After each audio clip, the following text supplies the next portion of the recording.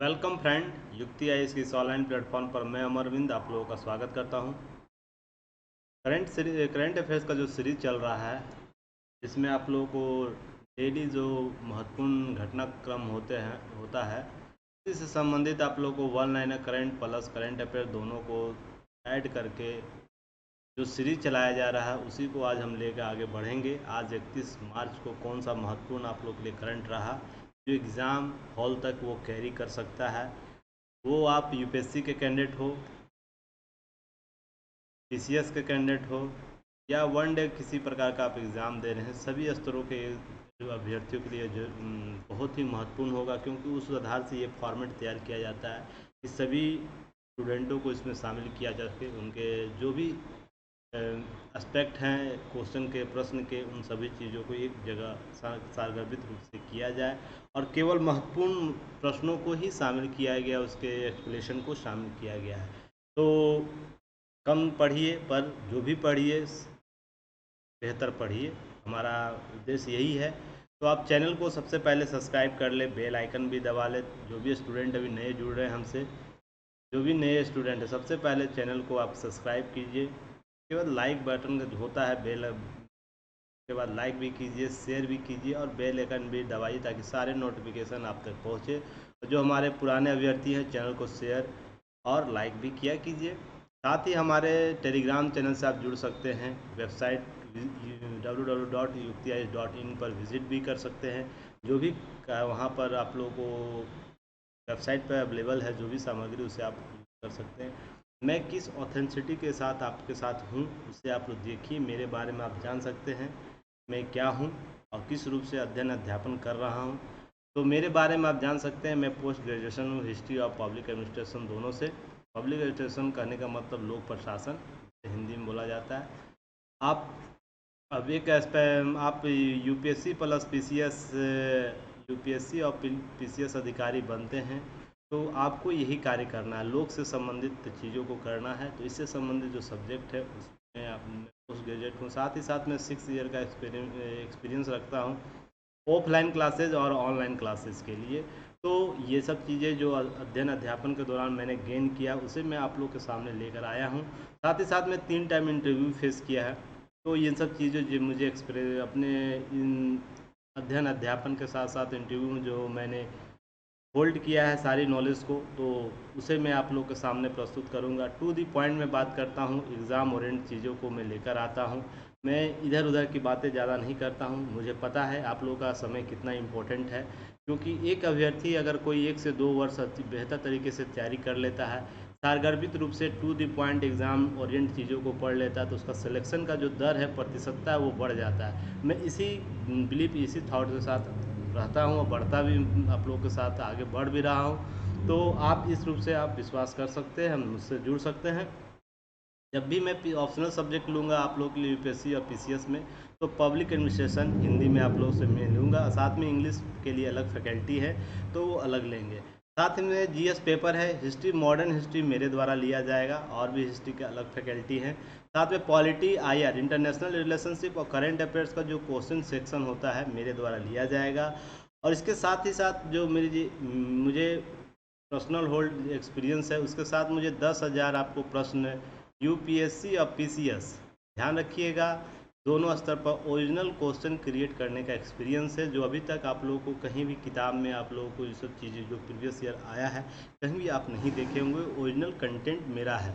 तो इस experience hold के साथ मुझे आपको यहाँ पर मैं आप लोगों के साथ हूँ। जो और कोई भी जानकारी चाहिए युक्ति आई इसके बारे में, यहाँ तो दिया हुआ, आप लोग देख सकते हैं।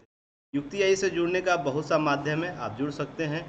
गूगल प्ले स्टोर से आप ऐप डाउनलोड कीजिए, ताकि जो भी इस प्रकार का लोगो आप लोग को देखने को मिलेगा, तो आप उसे डाउनलोड कर सकते हैं। साथ ही साथ uktis.in आप लोग को uktis.in पर विज़िट कर सकते हैं, और नॉर्मल इन्फॉर्मेशन आप लोग को वहाँ पर मांगा जाएगा, तो आप उसे फिल करके युक्ति इस प्लेटफॉर्म पर आप लोग को जो मिल रहा है उसे देख सकते हैं। जैसे टेस्ट अवेलेबल है हिंदी और इंग्लिश मीडियम में, UPSC state PCS PT plus mains दोनों के लिए, विभिन्न हिंदी स्टेट पीसीएस के लिए, साथ ही ऑल गवर्नमेंट कम्पिटिटिव एग्जाम, अर्थात सेंट्रल गवर्नमेंट और स्टेट गवर्नमेंट दोनों जितने भी एग्ज़ाम अभी कंडक्ट करा रहे हैं वर्तमान समय में, उस सभी के आप लोग को टेस्ट यहाँ पर अवेलेबल है, हिंदी इंग्लिश दोनों माध्यम में। और केवल 399 में आपको 2000 टेस्ट यहाँ अवेलेबल कराया गया है। तो देखिए इतना कम दाम पर आप लोगों को जितने ऑल गवर्नमेंट कम्पिटिटिव एग्ज़ाम है वो अवेलेबल कराया गया है। आप केवल एसएससी का ही लेते हैं एसएससी बूस्टर के नाम से, तो 199 में आपको 500 टेस्ट अवेलेबल कराया गया है। उसी तरह बैंकिंग में 199 पर आपको 500 टेस्ट, रेलवे में भी 199 पर आपको 500 टेस्ट अवेलेबल कराए गए। हिंदी इंग्लिश दोनों मीडियम में अवेलेबल है और क्वालिटी के साथ कोई समझौता नहीं। आप वीडियो जाकर देख सकते हैं क्वालिटी किस रूप से आप लोगों को प्रोवाइड कराया जा रहा है। इन सब चीज़ों को ध्यान में रखते ही आप इसे परचेज कर सकते हैं। विभिन्न आप लोग यहाँ पे एग्ज़ाम देखने को मिल जाएगा। हमारा टैगलाइन है अभी नहीं तो कभी नहीं, अपना मोबाइल अपना कोचिंग। इसी टैगलाइन के साथ हम लोग आगे बढ़ रहे हैं। तो अभी जस्ट अपने मोबाइल को अपना कोचिंग बनाइए, टेस्ट सीरीज लीजिए, वीडियो क्लासेस लीजिए, सभी चीज़ें और भी आगे हम लोग इंफॉर्मेटिव होकर आगे बढ़ रहे हैं। धीरे धीरे और भी चीज़ें इम्प्लीमेंट होती जाएगी समय के साथ। यूपीपीसीएस का सीरीज चल रहा है टेस्ट सीरीज, तो आप लोग इसे ज्वाइन कर सकते हैं। जो भी अभ्यर्थी है यूपीएससी का सीरीज चल रहा है जिसमें आप लोगों को 1500 आप लोगों को फ़ी देना होगा, जिसमें आप लोगों को 51 टेस्ट अवेलेबल है। तो आप जो भी इच्छुक स्टूडेंट है, और हिंदी और इंग्लिश दोनों एस्पिरेंट के लिए यह है, तो आप जो भी इच्छुक स्टूडेंट है इसे ले सकते हैं, परचेज कर सकते हैं। नेक्स्ट है यूपीपीसीएस का भी सीरीज चल रहा है साथ ही में, तो इसका मात्र फ़ी रखा गया 299। आप लोगों को ध्यान रखना चाहिए 299 पर आप लोगों को 221 टेस्ट आप लोग को अवेलेबल कराया जाएगा। और सभी, और यह हिंदी और इंग्लिश दोनों एस्पिरेंट के लिए, और क्वालिटी के साथ कोई समझौता नहीं किया जाएगा। आप लोग वीडियो जाके देखिए, उसके एक्सप्लेनेशन को देखिए, कंटेंट क्रिएटर को देखिए, साथ ही जो सिलेक्शन ऑफ क्वेश्चन है उसको भी आप लोग जरूर देखिएगा कि वो क्वेश्चन कितना, वो क्वेश्चन आपके एग्ज़ाम तक कैरी कर सकता है। ये सबसे इम्पोर्टेंट होता है। कोई भी कोई भी प्रॉब्लम हो एग्ज़ाम से संबंधित, आप दिए गए नंबर से कॉन्टैक्ट कर सकते हैं। देखिए यह सीरीज़ बहुत ही इम्पोर्टेंट है। जो भी अभी तैयारी कर रहा है या तैयारी कर रहा है पहले से भी, जहाँ भी जीएस का पार्ट है, जीके का पार्ट है, उसके लिए लूसेंट बहुत ही महत्वपूर्ण भूमिका अदा करता है। उसी को ध्यान में रख के हिंदी और इंग्लिश दोनों एस्पिरेंट, जो मीडियम के एस्पिरेंट है, उनके लिए 600 से अधिक प्रश्नों का संग्रह लाया गया, जिसका मात्र फ़ी रखा गया 199। तो आप परचेज कर सकते हैं। अभी तक आपको हिस्ट्री सेगमेंट हो चुका, वर्ल्ड ज्योग्राफी हो चुका है, नेक्स्ट आपको इंडियन ज्योग्राफी कल होगा।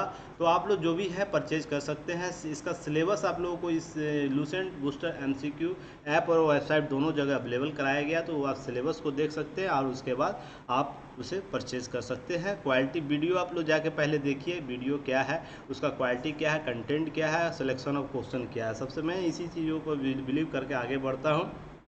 नेक्स्ट आज का प्रश्न हम लोग देखते हैं क्या है। पहला प्रश्न है आप लोगों के लिए, अंतर्राष्ट्रीय ड्रग जो दिवस है आप लोग को कब मनाया जाता है? अंतर्राष्ट्रीय ड्रग जांच दिवस कब मनाया जाता है? आप लोगों को यह निम्नलिखित किस दिन मनाया जाता है यह ध्यान रखना। ऑप्शन आप लोग जैसे ही देखिए आप लोग आंसर इसका एक्सप्लेनेशन देने का प्रयास कीजिए। तो इसका सही उत्तर क्या होगा? 31 मार्च को मनाया जाता है। तो 31 मार्च इसका सही आंसर होगा। चलिए एक्सप्लेनेशन हम लोग देख लेते हैं।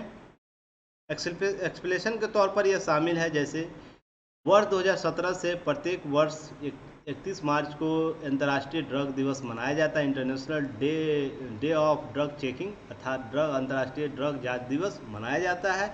अंतर्राष्ट्रीय ड्रग दिवस जांच मनाने का उद्देश्य क्या है? तो इसका उद्देश्य दवाओं के नुकसान की कमी को पहल बढ़ावा देना, इससे संबंधित जोखिम को कम करना। नारकोटिक्स ब्यूरो भारत की चर्चा हमेशा रहती है, इसी हाल ही में इस वर्ष बहुत बार चर्चा में रही है। तो ये प्रश्न आपसे पूछ सकता है, नारकोटिक्स कंट्रोल ब्यूरो एनसीबी क्या है, इसका गठन कब हुआ था? 17 मार्च 1986। और 86 क्यों महत्वपूर्ण है कमेंट बॉक्स में बताइए। 86 क्यों हमारे लिए महत्वपूर्ण, 1986 वर्ष क्यों महत्वपूर्ण है, यह देखने वाली बात है। तो इसे हम लोग देख सकते हैं, बात कर सकते हैं। एक सेकेंड होल्ड कीजिएगा थोड़ा सा। मोबाइल को मैं साइलेंट कर दूं क्योंकि मोबाइल में कॉल आने लगता है। 1 सेकेंड, मुझे आगे बढ़ना है। चलिए तब तक आगे मैं बढ़ता हूँ। चलिए नेक्स्ट प्रश्न आपको है। नेक्स्ट प्रश्न क्या है, इसका एक्सप्लेनेशन आप लोग तब तक देते रहिए। कौन है इनका सही आंसर क्या होगा? जैसे ही क्वेश्चन आप लोग देखिए, इसका आंसर जरूर देने का प्रयास कीजिए, क्योंकि आंसर दीजिएगा तो बहुत सी चीज़ें आप लोग को सीखने को मिलेगा। इसलिए प्रयास आपका रहना चाहिए कि क्वेश्चन देखते ही आप लोग को इसका आंसर देना चाहिए। तो इसका ऑप्शन क्या होगा? इसका ऑप्शन आपको क्या है दिया हुआ, सेफ जो है SAFF जो अंडर 19 जो महिला फुटबॉल चैंपियनशिप है, वो आपको किनके द्वारा तीसरा संस्करण जो विजेता है निम्नलिखित में से कौन है?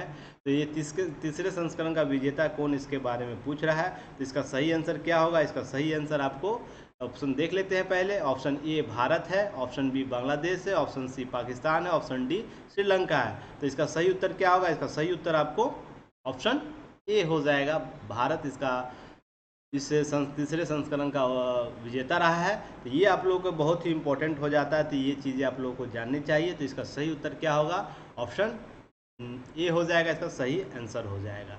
नेक्स्ट हम लोग एक्सप्लेनेशन देख लेते हैं, इसका क्या एक्सप्लेनेशन है। एक्सप्लेनेशन के तौर पर आप लोगों को देखने को मिलेगा यहाँ पर कि सेफ अंडर 19 महिला फुटबॉल चैंपियनशिप का तृतीय संस्करण जो हुआ है, विजेता इसके घोषित किया गया है क्योंकि जीती है जो महिलाओं के लिए अंडर जिनकी उम्र 18 है या 18 के आसपास है, उनके लिए या राष्ट्रीय टीमों के लिए अंतर्राष्ट्रीय फुटबॉल प्रतियोगिता का 2022 का संस्करण झारखंड के JRD Tata sport complex Jamshedpur में हुआ। तो ये भी आप लोग को प्रश्न पूछ सकता है, कहाँ है JRD टाटा? तो याद रखिएगा, ये जमशेदपुर किस लिए महत्वपूर्ण है, किस खिलाड़ी के लिए महत्वपूर्ण स्थान रखता है? तो ये अभी आप लोग बताइए। भारत के कप्तान रहे हैं, वो उनका इस कॉम्प्लेक्स से बहुत ही जो स्टेडियम है, इससे उनका बहुत ही नाता है। उसका नाम बताइए। इस टूर्नामेंट की valuable player of highest goal scorer कौन रही है? लिंडा कॉम, जिन्होंने कुल 5 गोल किए इनके द्वारा किया गया है। तो ये आप लोगों को प्रश्न पूछ सकता है, तो ये आप लोगों को ध्यान रखना है, ये आप लोगों को प्रश्न पूछ सकता है। चलिए नेक्स्ट हम लोग प्रश्न बात करते हैं। इन्हीं का कॉल आ रहा है बार बार, इसलिए दिक्कत हो जा रही है, तो बात नहीं होता है कभी कभी।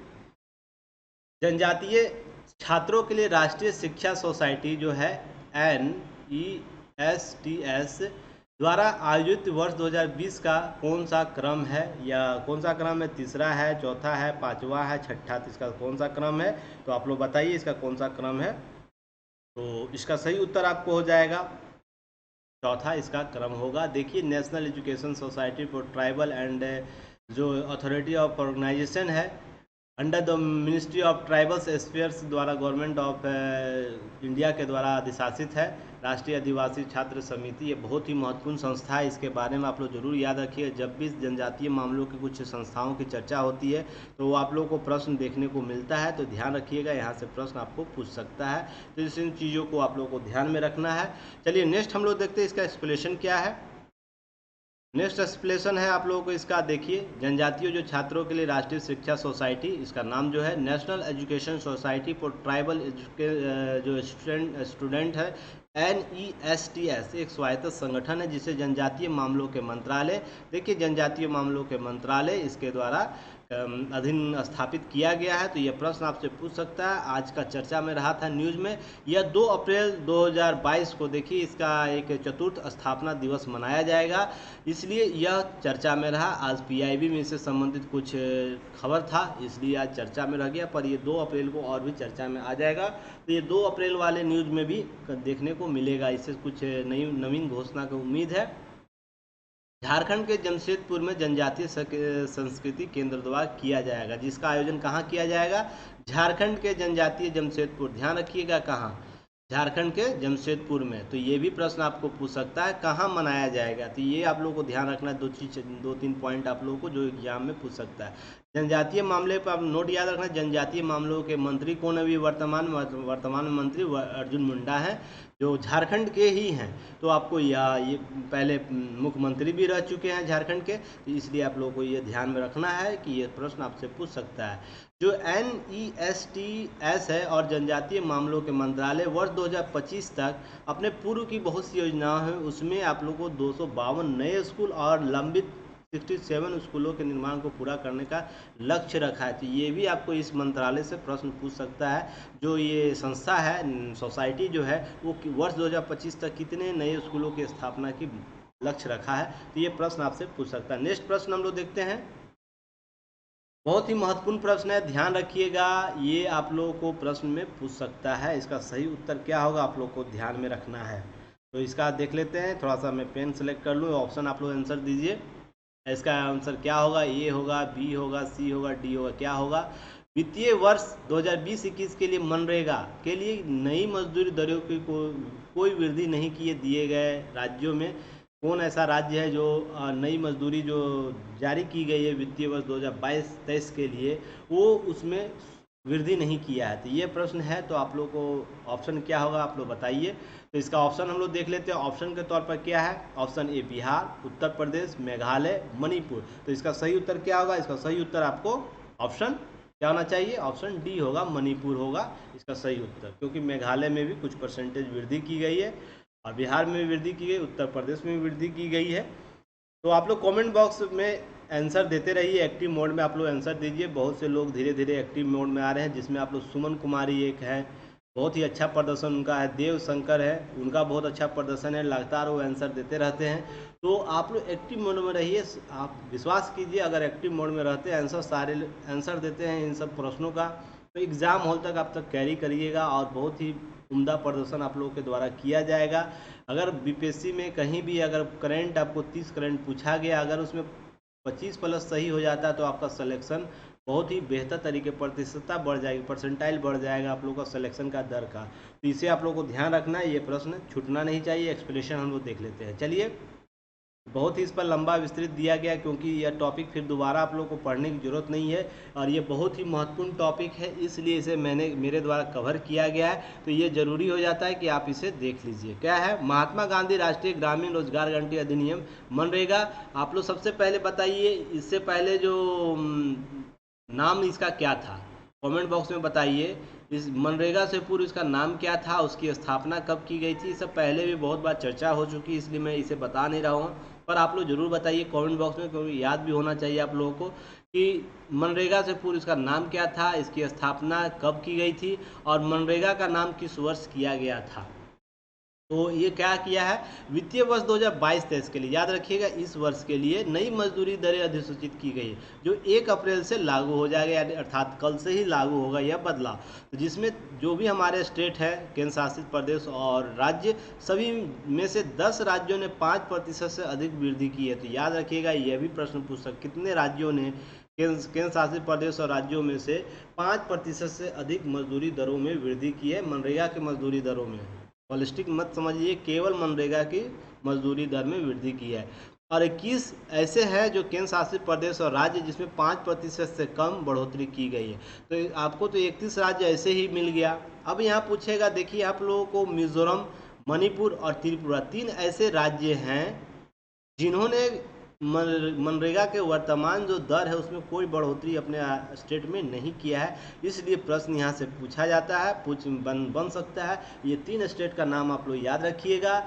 याद रखने के लिए आप लोग शॉर्ट ट्रिक है MMT, याद रखिएगा MMT आप लोग को शॉर्ट फॉर्म है, इसलिए आप लोग याद रखिएगा MMT। मणिपुर, मिजोरम और त्रिपुरा, जो भी आपको पहले स्टेट दोनों में से ले लीजिएगा। गोवा ने सबसे अधिक 7.4%, तो उच्चतम कितनी वृद्धि हुई, ये भी प्रश्न आपसे पूछ सकता है। स्लाइड को मैं थोड़ा आपको इरेज कर देता हूँ ताकि और भी चीज़ें साफ नज़र आए आप लोगों को। चलिए फिर से पेन सेलेक्ट कर लूँ मैं। चलिए, मिजोरम जो है, मिजोरम, मणिपुर, त्रिपुरा कोई बढ़ोतरी नहीं किया है। गोवा सबसे अधिक, तो ये भी आप लोग को प्रश्न पूछ सकता है किस राज्य ने सबसे अधिक बढ़ोतरी की है। तो गोवा जो स्टेट है उसने 7.14% की वृद्धि की है, ये भी आप लोग को प्रश्न पूछ सकता है। इस रूप से आप लोग को ध्यान रखना है। साथ में 2022-23 के लिए मजदूरी दर जो उसका थी 315 रुपया, तो गोवा में कितना 7.14 की वृद्धि से कितना रुपया वृद्धि हुआ, तो ये भी आपको प्रश्न पूछ सकता है। 315 रुपया, क्या यह सबसे ज़्यादा वृद्धि करने वाला राज्य है जहां मजदूरी दर सबसे ज़्यादा, तो ये भी आप लोग को प्रश्न पूछ सकता है। तो इन सब चीज़ों को ध्यान में रखना है, नहीं तो होगा क्या कि प्रश्न छूटता जाता है। इन सब चीज़ों से आप लोग को ध्यान रखना है। चलिए नेक्स्ट है, जो 21-22 में 294 रुपया प्रतिदिन था। मेघालय सबसे कम वृद्धि किया है, तो याद रखिएगा मेघालय से यहाँ प्रश्न आपको इस रूप से भी पूछ सकता है, दिए गए राज्यों में सबसे कम वृद्धि किसने किया, तो मेघालय किया है। मणिपुर को हटा देगा वहाँ पर, उत्तर प्रदेश, मध्य प्रदेश या तो आप लोग कोई स्टेट का और नाम दे देगा, उसमें मेघालय रहेगा। तो सबसे कम वृद्धि कौन किया है, ये भी प्रश्न पूछ सकता है। तो देखिए सारे एस्पेक्ट को आप लोग समझ लीजिएगा, प्रश्न पूछ सकता है। सबसे कम बढ़ोतरी की है 1.7%, जो 230 रुपये यहाँ पर मजदूरी दर है प्रतिदिन। जो पूर्व में यह 226 था, अर्थात 4 रुपये की वृद्धि हो टोटल। उत्तर प्रदेश, झारखंड, उत्तराखंड, पश्चिम बंगाल, गुजरात, राजस्थान, सिक्किम, अंडमान निकोबार द्वीप समूह, हिमाचल प्रदेश, आंध्र प्रदेश, पंजाब और तेलंगाना में मजदूरी में 4 से 5% की वृद्धि हुई है। तो ये भी आपको इस रूप से पूछ सकता है। नेक्स्ट आप लोगों को याद रखना है, यह भी पूछ सकता है, ये आप लोगों को स्लाइड याद रखना चाहिए क्योंकि बिहार रिलेटेड है। बीपीएससी देने जाएंगे, आप यूपी पीसीएस देने जाएंगे तो पिछले वाला स्लाइड आप लोग याद रखिएगा। बिहार देने जा रहे हैं, एमपी देने जा रहे हैं, तो ये स्लाइड आप लोग याद रखिएगा, यहाँ से प्रश्न पूछ सकता है। क्या, जैसे बिहार हुआ, छत्तीसगढ़ हुआ, हरियाणा, मध्य प्रदेश, जम्मू कश्मीर, झारखंड, केरल, लक्षद्वीप, गोवा और कर्नाटक मजदूरी में 5% से अधिक वृद्धि की है। तो यह आपको प्रश्न पूछ सकता है, बिहार ने कितने प्रतिशत की वृद्धि की है, तो ये प्रश्न आपको पूछ सकता है। तो यह ध्यान रखने वाली बात है। सबसे अधिक मजदूरी वाले 5 राज्यों में, केंद्र शासित प्रदेशों में हरियाणा 313 रुपये प्रति, सबसे ज़्यादा किस राज्य में है, 331 रुपया कहाँ है, आपको हरियाणा में सबसे ज़्यादा है। तो ये प्रश्न आपको पूछ सकता है। उसके बाद गोवा है, गोवा 315, केरल 311। तो आप लोगों को याद रखना है HGK और उसके बाद के और अंडमान निकोबार द्वीप समूह। तो केंद्र शासित प्रदेशों में सबसे अधिक वृद्धि, सबसे ज़्यादा कहाँ है मजदूरी मनरेगा का, तो वो अंडमान निकोबार द्वीप समूह हो। तो ये आप लोग को शॉर्ट फॉर्म भी याद रख सकते हैं इस रूप से, नहीं तो आप लोग इस रूप से भी याद रख सकते हैं। प्रथम कौन है, गोवा है, केरल है, कर्नाटक है, आप लोग को इस रूप से भी याद रखना चाहिए। 5 सबसे कम केंद्र शासित और राज्यों में कौन है, त्रिपुरा 212 रुपये सबसे कम, आपको सबसे कम आपको मध्य प्रदेश है। उसके बाद छत्तीसगढ़ 204 है, मध्य प्रदेश भी 204 है। तो यहाँ याद रखिएगा एम और छत्तीसगढ़ आप लोगों को सेम है, MC सेम है। और आपको उसके बाद झारखंड, बिहार J और B इस रूप से भी याद रख सकते हैं आप, झारखंड 2020। उसके बाद त्रिपुरा आपको इस रूप से है कि यहाँ पर त्रिपुरा 212 रुपये। तो इस रूप से MCJBT आप लोगों को याद रखना है। ये भी शॉर्ट फॉर्म में आप याद रख सकते। तो सबसे कम मध्य प्रदेश है, उसके बाद झारखंड, छत्तीसगढ़ है, झारखंड है, बिहार है, त्रिपुरा है। तो ये आप लोग 2 स्टेट का तो नाम याद है, जहाँ एग्जाम जिस स्टेट में आप लोग दे रहे हैं वहाँ का नाम याद रख सकते हैं। बिहार 210। ग्रामीण विकास मंत्रालय द्वारा मजदूरी दरों में बदलाव अधिसूचित करता है। तो ये किस मंत्रालय द्वारा किया जाता है, ये भी प्रश्न पूछ सकता है। सारी चीज़ों को पढ़ लीजिए और यही चीज़ें आप लोग को पता हो कि ग्रामीण विकास मंत्रालय द्वारा ही मजदूरी दरों में बदलाव अधिसूचित करता है। तो ये आप लोग तो बहुत गलत बात हो जाएगी। और किस धारा के तहत करता है ये भी याद रखना चाहिए। मनरेगा जो तो महात्मा गांधी राष्ट्रीय ग्रामीण रोजगार गारंटी अधिनियम 2005 की धारा 6 की उपधारा 1 के तहत यह अधिसूचित किया जाता है। तो ये भी प्रश्न आपको पूछ सकता है, तो ध्यान रखना है आपको इन सब चीज़ों पर। नेक्स्ट हम लोग बात करेंगे, नेक्स्ट प्रश्न क्या है, ये बहुत ही महत्वपूर्ण प्रश्न है, याद रखिएगा। आप लोग को यहाँ से प्रश्न पूछ सकता है, तो ये आप लोग को ध्यान में रखना है। तो क्या है ये आप लोग को थोड़ा आंसर दे सकते हैं। आंसर क्या है, आंसर के रूप में DBT भारत पोर्टल निम्नलिखित में से कितने मंत्रालयों को जोड़ा गया है। 48 मंत्रालय, 51 मंत्रालय, 53 मंत्रालय, 55 मंत्रालय मिनिस्ट्री को जोड़ा गया है। तो 53 मंत्रालय को यहाँ जोड़ा गया है। आंसर हमको लगा यहाँ से, देखिए आप लोग यहाँ से भी आंसर दे सकते थे, पिक्चर एक्चुअली पहले ही सबमिट हो गया था। तो 53 मंत्रालय था इसका सही आंसर। तो एक्सप्लेनेशन हम लोग देख लेते हैं, एक्सप्लेनेशन क्या है। तो एक्सप्लेनेशन के तौर पर है, मैं सेलेक्ट कर लूँ, DBT भारत पोर्टल जो है 53 मंत्रालय, विभिन्न मंत्रालयों की एक केंद्र प्रायोजित योजना है जिसमें केंद्रीय क्षेत्र के 313 परियोजनाओं को सुनिश्चित करने के उद्देश्य से जोड़ा गया है। DBT भारत पोर्टल, याद रखिए DBT Bharat portal ministry of finance के तहत कार्य करती है। तो इस रूप से आप लोगों को ध्यान रखना है, ये मैप के तहत, ये PIB में मैप दिया हुआ था, इससे संबंधित आप लोगों को चीज़ों को समझ के रखना। DBT भारत पोर्टल तो किस रूप से करता है, 313 परियोजनाओं, 53 विभाग को, मंत्रालय को, लाभार्थियों सटीक रूप से। ये और DBT योजना जो डायरेक्ट बेनिफिट ट्रांसफर जो था, बहुत ही भ्रष्टाचार को रोकने के लिए बहुत ही कारगर कदम था। और जो वर्तमान सरकार है इस पर बहुत ही बेहतर तरीके से कार्य की है। हालांकि इसका कार्यक्रम का जो था 1 जनवरी 2013 को ही आ गया था, लॉन्च कर दिया गया था, पर उस वर्ष लॉन्च हुआ था, पर उसका बेनिफिट आज हमें देखने को मिल रहा है। अगर इस पर सशक्त रूप से कार्य किया जाए तो उसके डायरेक्ट बेनिफिट जो है, जो लाभार्थी हैं उनके तक 100% बिना किसी रूप से पैसे का हेरा फेरी की है, डायरेक्ट उसके बेनिफिट में जाता है, यह बहुत ही महत्वपूर्ण है। इस रूप से आप लोगों को ध्यान रखना है, ये प्रश्न आपको पूछ सकता है। नेक्स्ट हम लोग देखते हैं, नेक्स्ट प्रश्न क्या है। यह देखिए आप लोग VVI प्रश्न है, आपको यह प्रश्न पूछ सकता है एग्जाम में। तो यह आज का जो करंट अफेयर्स जो 31 मार्च का है, उसमें VVI प्रश्न आप इसे बना सकते हैं। जल शक्ति अभियान जो है, कैच द रेन कैंपेन 2022, हालांकि भारत सरकार द्वारा भी चलाई जा रही कैच द रेन कैंपेन, पर जल शक्ति अभियान कैच द रेन कैंपेन 2022 की शुरुआत निम्नलिखित में से, यहाँ से 2 बार हो गया है, इसीलिए थोड़ा सा एरर है, टाइपिंग एरर। ऐसे देखिएगा किस राज्य द्वारा किया गया शुरू, तो यह असम है, मणिपुर है, हिमाचल प्रदेश है, उत्तराखंड है। तो इसका सही उत्तर क्या होगा? इसका सही उत्तर आप लोग बताइए कमेंट बॉक्स में, इसका सही उत्तर क्या होगा?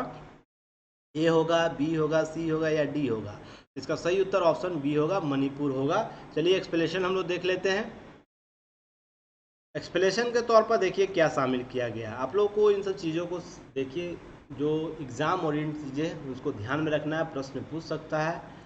और जल शक्ति अभियान जो है कैच द रेन कैंपेन 2022 की शुरुआत 29 मार्च, हालांकि यह 29 मार्च का ही था, जो पिछले दिन छूट गया था। मैं आपको क्या बोलता हूँ कि कोई भी इम्पोर्टेंट जो रहेगा अगर मिस हो जाता है, क्योंकि संख्या देखिए, प्रश्नों की संख्या हार्डली 10 से 15 या 25 हो सकता है, क्योंकि इससे ज़्यादा करने की ज़रूरत नहीं है। अगर कोई छूट जाता है, आज इम्पोर्टेंट नहीं रहा होगा, कोई न्यूज़ इम्पोर्टेंट अभी तक, तो मैं पिछले दिनों का भी शामिल कर लेता हूँ कि आप लोग का प्रश्न इम्पोर्टेंट प्रश्न नहीं छूटना चाहिए। तो इसलिए इसे 29 का ही शामिल कर लिया गया है। जो मणिपुर के मुख्यमंत्री एन बीरेन सिंह के द्वारा किया गया, ये भी आप लोग को प्रश्न पूछ सकता है कि जल शक्ति अभियान कैच द रेन कैंपेन निम्नलिखित में से किनके द्वारा शुरू किया गया था? एन बीरेन सिंह जो मणिपुर के मुख्यमंत्री CM, उनके द्वारा शुरू किया। इसका उद्देश्य क्या है?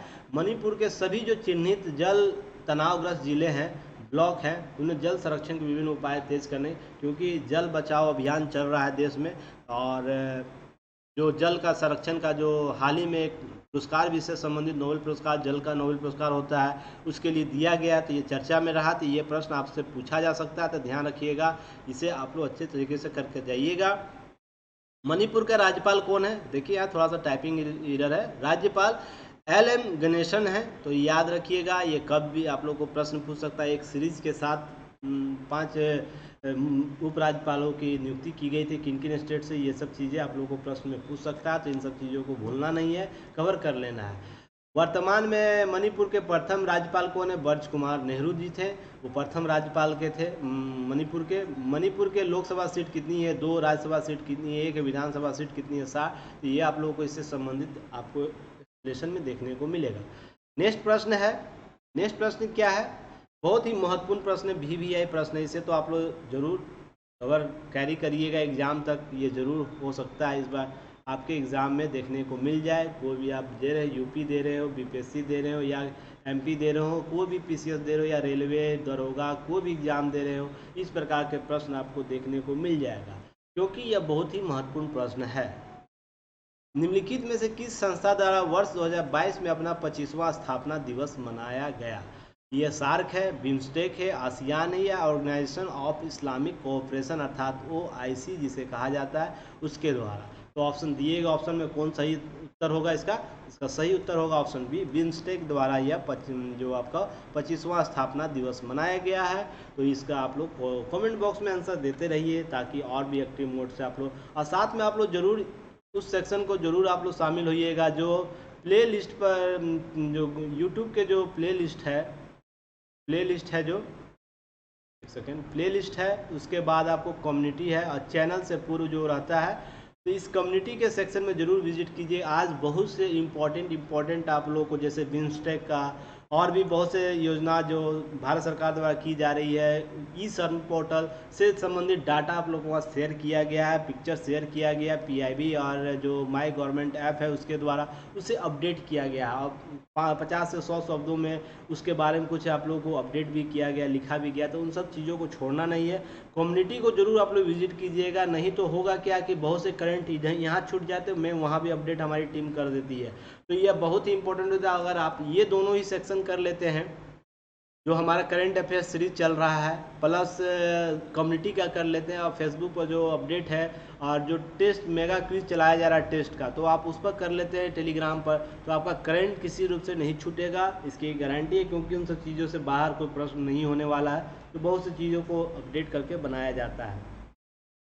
हम लोग एक्सप्लेनेशन देख लेते हैं, इसका क्या एक्सप्लेनेशन है। एक्सप्लेनेशन के तौर पर है, वर्ष 2022 का पांचवा, यह भी प्रश्न आपसे पूछ सकता है, यह जो वर्ष 2022 का कौन सा आपको बिम्स्टेक का सम्मेलन था, यह पांचवा सम्मेलन है। बे ऑफ बंगाल जो initiative for multi sectoral technical and economic cooperation के नाम से बिम्स्टेक को जाना जाता है, बे ऑफ बंगाल, क्योंकि बंगाल के खाड़ी में जो भी राष्ट्र है उससे संबंधित आपको यह संगठन है।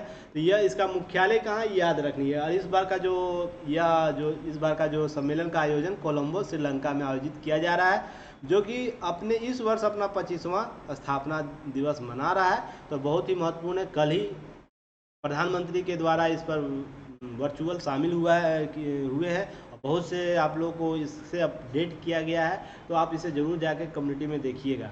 नेक्स्ट है बिम्स्टेक जो शिखर सम्मेलन है, प्रधानमंत्री ने 30 मार्च को इसका वर्चुअल मोड में इसे शामिल हुए हैं। बिम्स्टेक शिखर सम्मेलन 2022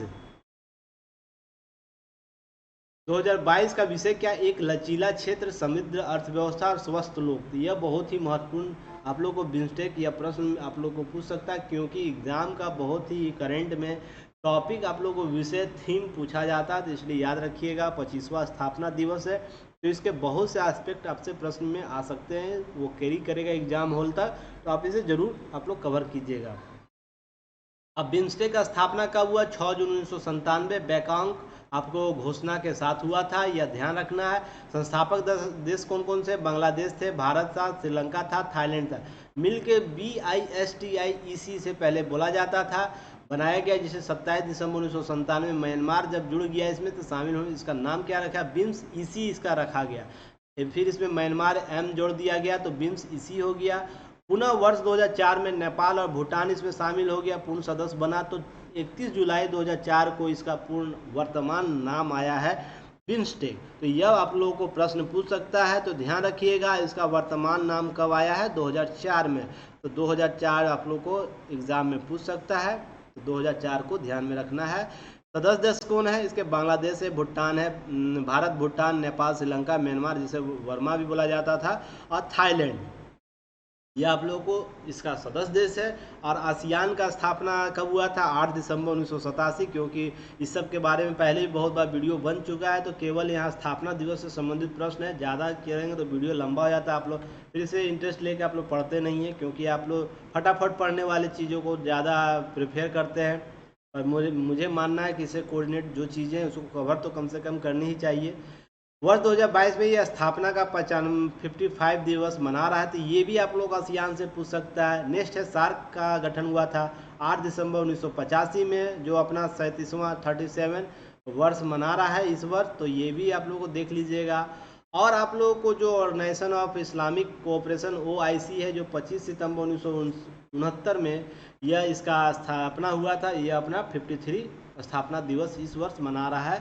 तो यह प्रश्न के रूप में इस रूप से पूछ सकता है। नेक्स्ट हम लोग चलिए इसका विजुअल देख लेते हैं, कौन कौन सा कंट्री है, सारे चीज़ों को ध्यान रखना है, कोई भी प्रश्न आप लोगों को मैपिंग से नहीं छूटना। देखिए बिम्स्टेक है, भारत है, नेपाल है, भूटान है, बांग्लादेश है, म्यांमार है, थाईलैंड है और श्रीलंका है। तो ये सारे देश आपको रीजनल जो बे ऑफ बंगाल में है, बे ऑफ बंगाल, तो इसमें जो कंट्री है उससे संबंधित संगठन है। नेक्स्ट है सार्क, जो साउथ एशियन रिलीजन संगठन है, एसोसिएशन है, जो कंट्रीज़ है उसमें अफगानिस्तान है, पाकिस्तान, साउथ एशिया जो कहा जाता है वो कंट्री है आप लोग को शामिल। श्रीलंका भी इसमें है, थोड़ा सा इसको में थोड़ा मेरा हाथ इधर चला गया। अफगानिस्तान, पाकिस्तान, इंडिया, नेपाल, भूटान, बांग्लादेश और श्रीलंका, तो ये साउथ एशिया में जो माना जाता है हम लोग का दक्षिण साउथ एशिया, साउथ एशिया, तो ये इसका आप लोग को इसका संगठन है। तो ये देश आप लोग याद रख लीजिएगा। आसियान के मेंबर कौन है, आसियान को आप यहाँ से हटा दीजिए, इंडिया बांग्लादेश से हटा दीजिए, इंडिया बांग्लादेश श्रीलंका को हटा दीजिए। इसके बाद इधर जो भी राष्ट्र है, जैसे आपको म्यांमार है, थाईलैंड है, कोलंबो है, Singapore, Cambodia, Indonesia, Malaysia, Vietnam, Laos, Philippines और जो पपुआ न्यू गिनी है, आपको उससे संबंधित आपको बोर्नियो जो है वो आप लोग के यहाँ से, आप लोग को आसियान का संगठन मेंबर है, तो ये आप लोगों को ध्यान रखना है। तो आप लोग को इससे भी प्रश्न आपको पूछ सकता है। हाल ही में इससे संबंधित एक समझौता हुआ है जिसमें भारत शामिल नहीं हुआ, उस समझौते का नाम बताइए आप लोग। उस समझौता कौन सा समझौता हुआ, कमेंट बॉक्स में आप लोग नाम बता सकते हैं। नेक्स्ट हम लोग बात करते हैं, आप लोगों को नेक्स्ट प्रश्न क्या है इस पर ध्यान रखना है। चलिए नेक्स्ट प्रश्न बहुत ही इंपॉर्टेंट है, आप लोग को यहाँ से प्रश्न पूछ सकता है, तो ये आप लोग को छोड़ना नहीं है। 8वां नंबर प्रश्न आप लोग कमेंट बॉक्स में दे सकते हैं आंसर, कमेंट बॉक्स में क्या है। चलिए हम लोग आगे बढ़ते हैं। हालांकि बहुत ही महत्वपूर्ण, the space economy of India it's size and structure नामक शीर्षक वाला एक पेपर में अध्ययन या रिपोर्ट जारी किया है। निम्नलिखित में किस संस्था द्वारा, आप लोग को ध्यान रखना है, किस संस्था द्वारा यह अध्ययन रिपोर्ट जारी किया गया है। The space economy of India it's size and structure, तो यह बहुत ही महत्वपूर्ण है, यह भी आप लोगों को प्रश्न में कैरी कर सकता है। नीति आयोग के द्वारा, इसरो के द्वारा, CDAC या सेंटर फॉर डेवलपमेंट स्टडीज़ के द्वारा। तो इसका सही आंसर क्या होगा, A, B, C और D में क्या होगा, कमेंट बॉक्स में आप लोग फटाफट बताइए। इसका सही उत्तर आपको ऑप्शन D होगा, ऑप्शन D होगा, सेंटर फॉर डेवलपमेंट स्टडीज़ के द्वारा किया गया। नेक्स्ट हम लोग बात करते हैं एक्सप्लेनेशन में। एक्सप्लेनेशन में क्या है, एक्सप्लेनेशन है कि the space of economy of India it's size and structure नामक शीर्षक वाले एक पेपर की रिपोर्ट भारतीय अंतरिक्ष विज्ञान प्रौद्योगिकी संस्थान, दो संस्थाएं है IIST और CDS centre for development study, तो दोनों में आप लोग को नाम दे सकता है। बिहार में आएगा दोनों, तो ऑप्शन E हो जाएगा, ध्यान रखिएगा। दोनों संस्था का नाम रख दिया, दे दिया, तो आप लोग ऑप्शन E आप लोगों को सही हो जाएगा। तो आप लोग को याद रखना है कौन, IIST और CDS के शोधकर्ताओं द्वारा जारी किया गया, जिसमें इसरो का जो अंतरिक्ष विज्ञान, भारत का अंतरिक्ष विज्ञान, अंतरिक्ष जो उपलब्धियां हैं उससे संबंधित कुछ डाटा आप लोग को बताया गया है, जिसमें इस अध्ययन में लगभग 36,794 करोड़ का आंकड़ा शोधकर्ताओं द्वारा वित्त वर्ष 2020-21 के लिए सामने रखा है, जिसमें देश के अनुमानित अंतरिक्ष अर्थव्यवस्था का आकार देश के सकल घरेलू उत्पाद अर्थात GDP जो हमारा है उसके प्रतिशत के रूप में 2011 से 0.26% से घटकर 2020-21 में 0.19% हो गया। हालांकि बजट इसका बढ़ा है इस रूप से, परंतु ये GDP ग्रोथ जो हमारा परसेंटेज वो घटा है। हालांकि याद रखिएगा इस दौरान 2020 से लेकर 21 तक आप लोग को कोविड का दौर रहा है, इसलिए बजट इस रूप से भी घटा है, यह भी ध्यान रखने वाली बात है। पर इस दौरान भारत का अंतरिक्ष विज्ञान बहुत ही उपलब्धियों को हासिल किया है, इससे दो राय नहीं है, पर डाटा कुछ अलग ही शो करता है। भारत के अंतरिक्ष विज्ञान ने देश के सकल घरेलू उत्पाद जो 2011 से 2021 के लिए लगभग 0.23% है। अगर 2011-12 से लेकर 2020-21 का लिया जाए तो इसमें आप लोगों को यह आंकड़ा देखने को मिलता है। 2020-21 के बजट में परिव्यय था कितना, 9500 करोड़ था, जबकि यह विगत वर्ष 2000 जो था यह आंकड़ा 13,033 करोड़ रुपया था। तो यह घटा भी है 2020-21 के बजट में। वर्तमान में कितना बजट है, बजट वाले सेक्शन में मैंने बताया भी था आप लोगों को, इस बार अंतरिक्ष को कितना बजट दिया गया है अंतरिक्ष विभाग को, तो यह ध्यान देने योग्य बात है, इन सब चीज़ों को छोड़ना नहीं है। नेक्स्ट है अंतरिक्ष अर्थव्यवस्था का आकार जो 2020-21 में 36,774 करोड़ और 2019-20 में 39,802 करोड़ रहा, जो 18-19 में आपको 43,397 करोड़ था। देखिए हालांकि ये घटा है, इस दौरान बजट घटा है, क्योंकि आप देख रहे होंगे इस जो पीरियड है 2 साल का, इसमें कोरोना का काल था, इस वजह से बढ़ा होगा। उम्मीद है भारत सरकार द्वारा जल्द ही हमारा जो अंतरिक्ष विज्ञान कार्य कर रहा है उसके लिए बजट आवंटन बढ़ाएगी, तो ये सब चीज़ें हैं कवर करना है। नेक्स्ट प्रश्न है 9वां नंबर प्रश्न है, यह बहुत ही महत्वपूर्ण प्रश्न है, याद रखिएगा।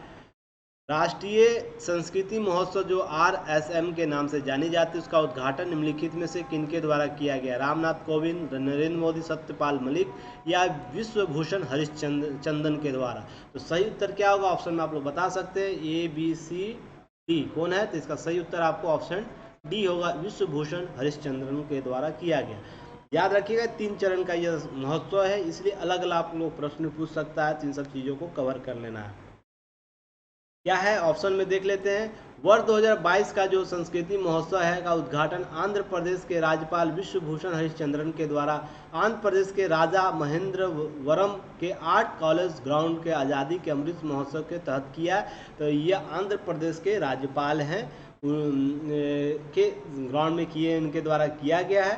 तो यह ध्यान रखना है, इस रूप से प्रश्न पूछ सकता है। राष्ट्रीय संस्कृति महोत्सव जो है 2 दिवसीय महोत्सव 26-27 मार्च 2022 को इनके जो है तो किया गया है, यह ध्यान रखिएगा 26-27 मार्च को था।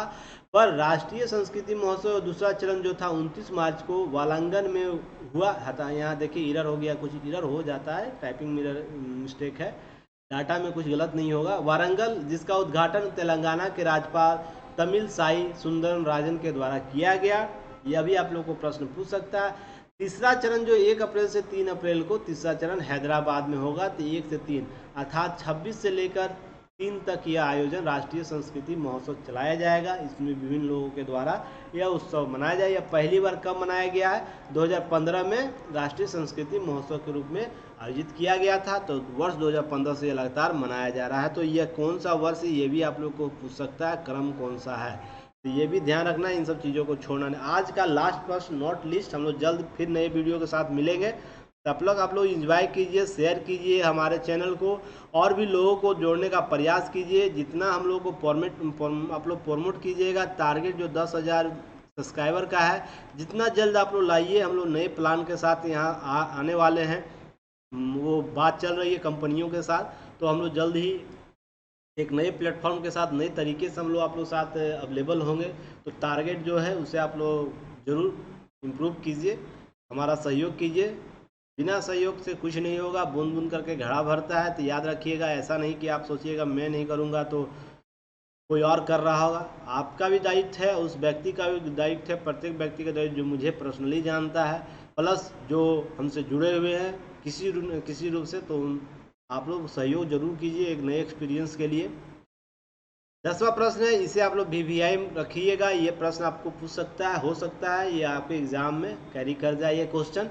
स्टॉकहोम जल पुरस्कार जो 2022 निम्नलिखित में से किन्हें दिया गया। निम्नलिखित व्यक्ति जो है उनमें किन्हें दिया गया। नरेंद्र मोदी जो हमारे PM है, भारत के प्रधानमंत्री है, विल्फ्रेड ब्रूटसट को दिया गया, रॉबर्ट पैटिंसन को दिया गया, या शेख हसीना जो बांग्लादेश की PM है, किनको दिया गया। तो ये आप लोग ऑप्शन में बताइए, ABCD। एक्टिव मोड में आप लोग आंसर दिया कीजिएगा ताकि और भी तरीके से आप लोग तैयारी कर सकें। तो इसका सही उत्तर होगा option C, sorry option B होगा इसका सही उत्तर।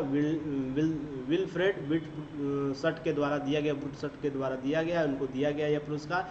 यह जल का नोबेल पुरस्कार कहा जाता है, इसे याद रखिएगा। जैसे नोबेल पुरस्कार विभिन्न सब्जेक्ट में दिया जाता है, विभिन्न डिसिप्लिन के लिए, उसी प्रकार इसे जल का नोबेल पुरस्कार बोला जाता है, स्टॉकहोम जल पुरस्कार को। तो चलिए इससे संबंधित प्रश्न क्या है, एक्सप्लेनेशन क्या है, इसे देख लेते हैं हम लोग। इससे कितने प्रश्न और भी बन सकते हैं। सबसे पहले किस संस्था द्वारा दिया जाता है, यह प्रश्न आपको पूछ सकता है। Stockholm international water institute CB के द्वारा दिया जाता है। SIWI, CB याद रखिए, SIWI के द्वारा दिया जाता है। स्टॉकहोम इंटरनेशनल वाटर इंस्टीट्यूट के द्वारा प्रोफेसर विल्फ्रेड ब्रूटसट को पर्यावरणीय वाष्पीकरण, ध्यान रखिएगा, सूखने की जो दर है वो कैसे है, इसका मूल्यांकन ये इनके द्वारा किया गया, उनके इसलिए इनको यह पुरस्कार दिया गया। प्रोफेसर ब्रूटसट के द्वारा क्या किया गया था, वाष्पीकरण के मापने के तरीकों को विकसित किया। हम किस रूप से अभी वाष्पीकरण के दर को मापे, इसके लिए कुछ तकनीक डेवलप की है, इसलिए इन्हें इस पुरस्कार के लिए चुना गया है। यह पृथ्वी पर ऊर्जा संतुलन में भूमिका निभाता है। सभी जानते हैं जितना हमारा पृथ्वी पर आता है उतना लौट जाता है, कुछ प्रतिशत हमारे पृथ्वी पर रहता है, वही देखिए ग्लोबल वार्मिंग का कारण बनता है। बहुत सी चीज़ें ये ज्योग्राफी वाले पार्ट में समझिएगा। पर वो दर कैसे हम आके जिससे हमारे जल का स्तर कम हो रहा है, या जल का वाष्पीकरण किस रूप से बढ़ रहा है, या वो किस रूप से किस स्तर से हो रहा है, इसका आकलन करने के लिए कोई तकनीक नहीं था, जिसे प्रोफेसर जो ब्रूटसट है उनके द्वारा यह तरीका खोजा गया, इसलिए यह पुरस्कार इन्हें दिया गया है। यह कैसे विकसित हो सकती है, इसके लिए अनुमान बताया है, अनुमानित कर सकते हैं इससे संबंधित चीज़ों को। नोट आप लोगों को याद रखना है, स्टॉकहोम जल पुरस्कार SWP को व्यापक रूप से जल का नोबेल पुरस्कार भी बोला जाता है। तो नोबेल प्राइज ऑफ वाटर किस क्षेत्र में? स्कॉटहोम जल पुरस्कार है। यह भी प्रश्न आपसे पूछ सकता है। यह कौन संगठन? स्कॉटहोम जो इन जल संस्थान है, यह गैर लाभकारी संगठन है जो स्वतंत्र रूप से कार्य करती है, जिसका उद्देश्य क्षेत्रीय, वैश्विक, स्थानीय, राष्ट्रीय स्तर पर मीठे पानी का शासन। याद रखिएगा इसको, कॉन्सेप्ट को याद रखिएगा। मीठे पानी को मैंने हाल ही में बताया था आप लोग को, जो फ्रेश वाटर जो गवर्नेंस होता है, गवर्नेंस, उससे संबंधित यह कॉन्सेप्ट को लेकर आगे बढ़ता है कि सभी व्यक्तियों को मीठे पानी का कैसे सुनिश्चित किया जाए। इसलिए मीठे पानी का शासन एक टेक्निकल थ्योरी है जिसे इस संस्था के द्वारा लागू किया जा रहा है, फ्रेश वाटर गवर्नमेंट। तो इसलिए आप लोग याद रखिएगा, इससे संबंधित प्रश्न पूछ सकता है। वर्ष यह 1991 में हुई थी इस संगठन की स्थापना। याद रखिएगा, इस संगठन की स्थापना 1991 में हुआ था। और इसका मुख्यालय कहाँ? स्कॉटहोम, स्वीडन में। तो आज का जो इम्पोर्टेंट जो प्रश्न था यही था। तो हमारे चैनल को लाइक, शेयर, सब्सक्राइब करते रहिए, बेल आइकन को दबाना ना भूलें ताकि सारे नोटिफिकेशन आप तक पहुँचे, सबसे पहले पहुँचे। इसलिए बहुत ज़रूरी रहता है। Thanks for watching. हमसे जुड़ने के लिए, हमसे बात करने, हमारे साथ बने रहने के लिए, और बहुत बेहतर तरीके से आगे हम लोग बढ़ रहे हैं। हमारा व्यू जो ड्यूरेशन है वो बढ़ रहा है लगातार। तो इसलिए मैं अपेक्षा करता हूँ कम से कम चैनल का सब्सक्राइबर संख्या बढ़ेगी। तो इसलिए इसी के साथ मैं अमरविंद आप लोगों से विदा लेता हूँ। नेक्स्ट वीडियो तक हम जल्द ही आप लोगों से मिलेंगे। तब तक के लिए धन्यवाद। जय हिंद।